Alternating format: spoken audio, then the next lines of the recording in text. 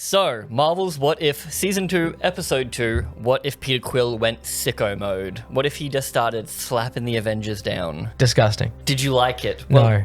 No? You didn't like this one? Episode ended. Thank you, subscribe. You see, I actually liked this one more than the first one. The first one, as like Nebula, bored to tears, nothing new, seen it all before. The characters didn't even matter to who they were, kind of deal. Like, it was like, there was Howard the Duck, there was Korg. They weren't actually themselves. It was their voices, but they weren't doing things that they would normally do. Yeah, this felt like it actually picked the characters from that point in time. And they did and like gave them a story. things. Yeah.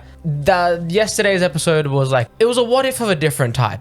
It was, what if we used these characters, but we didn't use any of their established kind of traits. What if we just did Blade Runner, but with Karen Gillan as the voice? And it's like, that's boring. But this was like, we've seen these characters, or at least like we know how these characters are going to act. Here is like them acting true to their character. Yes, like Peggy's a bit of a feminist girl boss, but like in a good way, I guess, apart from one cringy line, but whatever. Yeah. Howard's like an asshole, which is very nice to see. They don't really go into depth in their characters. They're very much relying on the fact that we know who they are. Yeah. But even Kid Quill was like, I'm like, yeah, that's probably how he'd act.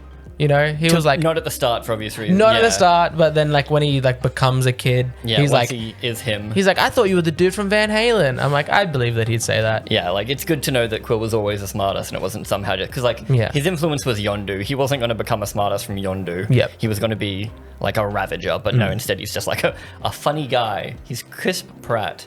He's Chris Pratt. It's me, Chris Pratt. I was hoping that this episode would have a bit of an older Peter Quill. Same when you age. read the title, you thought. Yeah, same age as when we meet him in Guardians of the Galaxy. But imagine instead of spending that time with the Ravagers, he's training with his dad. And that's why he's so good with his powers. And that's why he's like an Avengers level threat.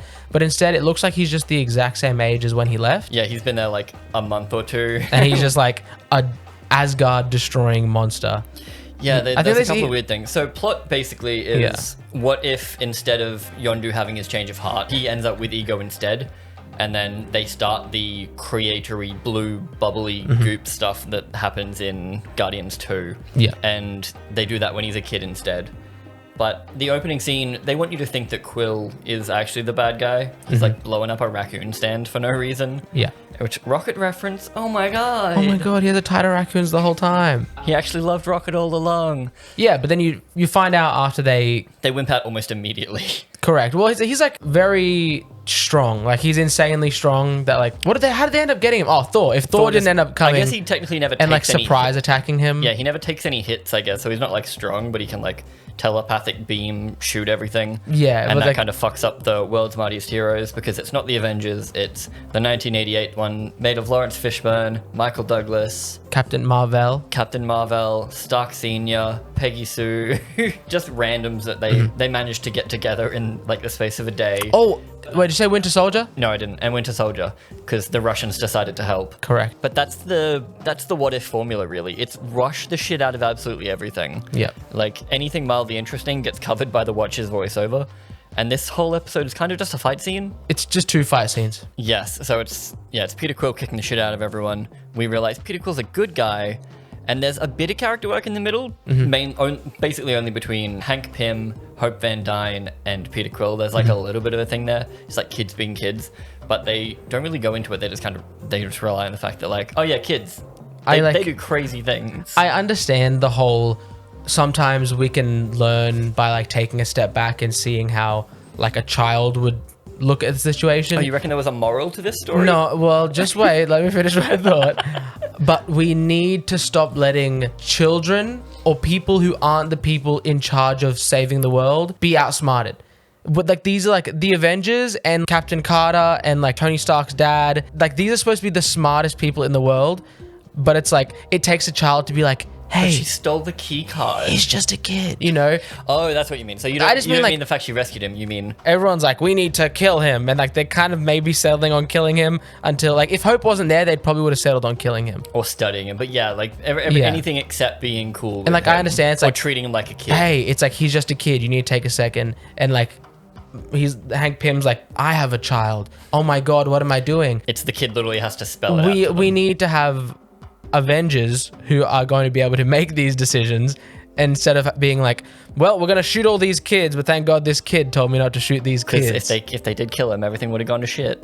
Because the second fight scene, once they do the slight character talk, which again, maybe that's why I liked this episode more. It had a story. Yes. Like, it was two fight scenes, but it was this does this. Whereas the Nebula one was just like cliche after cliche, and I just didn't care. Like, maybe it was just because it was watching something I've already watched. Yeah. Whereas this felt vaguely new. But yeah, just was a fight scene, and then Ego rocks up, does Sandman powers, and Spider-Man 2 fighting a bunch of Sandmen. What they do worse than Guardians 2, Ego redoes his "It broke my heart to put that tumor in your mother's brain," but it's bad. Yeah, so I would have hoped, and that's why it would have been good to see like the adult Peter Quill, or even how the kid would have acted, have that scenario that would have played out the same regardless, because he always would have found out that Ego killed his mom, and he always would have, even though he was like kind of on his dad's side a little bit in this one, like even though it was being controlled, he always would have tried to fight his dad because he loved his mom more. It seems like he came down to Earth to escape his dad almost. They don't really go into it. He was just trying to get home. Yeah, like I was trying to get home, and then my dad is mind controlling me a little bit, which made me blow up a raccoon stand and hang out at Coney Island. Typical. So it's not exactly sensical, but you're kind of here just for a fight scene, I guess. Yeah. More so than anything. But I did actually laugh a couple of times, like Giant Man gets really big and then gets really small to like constantly just like mess up these sand Yeah, well, people. I was thinking, I'm like he was like, he's really big and he's getting covered by all these people. I'm like, he could just get really small and then get really big again. And then he did it. And you're like, and I was like, yes. Thank you. Yes. But then Thank you, I Lawrence guess Fishburne. it gets dumb again because like Thor can destroy them all super easily. Yes. But then suddenly gets overrun and it's like, bro, just keep swinging your hammer. Yeah, literally just spin it in a circle. Yeah, like you had this and then you've suddenly been like, I am tired now. Correct. But it was better. I will never watch it again. Yes. Never ever in my life. It's better than yesterday's episode. Yes. But it is not it is still good. not good. It's not good. It's less mid than yesterday's episode, which isn't saying much. I think if anything, this moves yesterday's episode down another peg, and this one just takes its spot. over. Okay. Yeah. No, yeah, that works. Yeah. I feel that. Because it's like, We're gonna rank all of these. I would have liked a bit more. It's like, okay, yep, Winter Soldier, change of heart. Okay, yep. This falls into the same problem that we were talking about last episode. The Last Airbender can cover so much more in 20 minutes than these can do in 30, and these have the benefit of we know every single character, and they do a narration at the start, and they still manage to cover less than a kid's show. I'm very glad they didn't do like a assembling the team. They did like a, They just cut we to have it. these guys, we're going to join them. Okay, everybody, this is the team, you know? Good job, everyone. Everything has to be rushed still. So this was a better what if, but I'm wondering whether the concept just doesn't work. Like maybe I just don't enjoy. I think they this? need to just I go don't know. crazier. I think they need to go crazier. Like Star Wars Visions level I don't of, like, care completely about different. What if Peter attacked the Earth, and it's like this was a mild inconvenience that we stopped, you know? That we solved immediately. But yeah, I just wish that it would have been a bit bigger. I don't know, just stuff like we mentioned yesterday. Imagine the heroes were actually villains. What if Tony found all the Infinity Stones? What would he do with them? You know, Yeah, or just like crazy stuff. What if Russia, more character driven? like, you know how there was like Superman Red Sun? It's like, what if Superman? Yeah. Like, what if all the Avengers were Russian? Like, just like crazy sleeper agents. Yeah, like that. Even that seems bigger. Yeah. Just like some crazy stuff. Even just something more character focused rather than either action or Nebula getting dragged from place to place to place, and we don't actually discover anything about Nebula. It's kind of just like Nebula is suddenly good, whereas in this is like Peter Quill is suddenly bad. Maybe that's why I did like it, because it wasn't that he's bad. It's like we learned a little bit about that Peter would never have gone evil. Like he would always fight it because his mum raised him right. So it's like maybe that's why this is more interesting. But overall, like you said, yesterday's with a 5. Yesterday's is now a 4. This one's now a 5. Congrats, Marvel. Keep up the good work. Well, day 2 of Marvelmas was a bust. So high hopes for the Christmas Eve episode Oh yeah, it's probably going to be the happy one. of a happy Wait, was it? happy little heist. Is it called Happy Little Heist? No, it's Oh, it should. Happy's Little Heist. subscribe, watch all the videos. That's the only one that interests me, I think. Yeah. So, oh wait, and the 1602. But yeah. See you tomorrow. Bye.